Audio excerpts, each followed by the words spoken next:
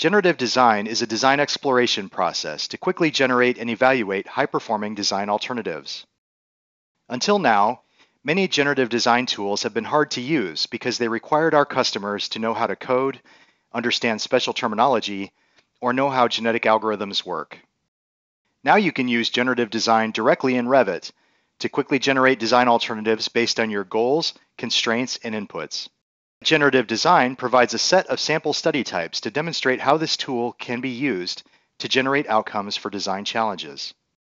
You can easily run one of the predefined studies or recipes with generative design in Revit, such as workspace layout or massing. Let's suppose you want to determine the best arrangement of desks in a large room. Your goals are to maximize the number of desks while also maximizing views to the outside. You may also want to minimize the distance from each desk to the nearest exit. After generative design has completed a study, you can explore the design alternatives to find the solution that best meets your needs. For each outcome, the parallel coordinates chart highlights its input and output values. You can also use this chart to filter and prioritize outcomes by simply clicking and dragging over one or more of the columns.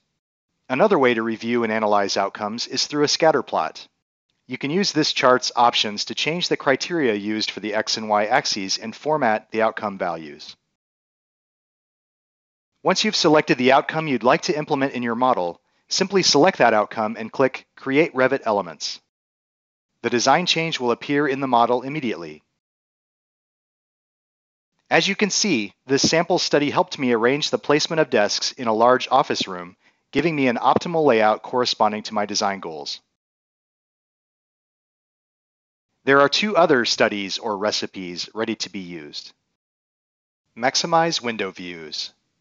You may use this sample study type with generative design to determine the best position in a room for optimal views to the outside.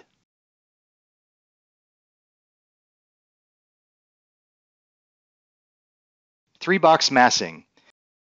You may use this sample study to generate alternatives for three adjacent buildings as simple masses to maximize floor area while minimizing surface area.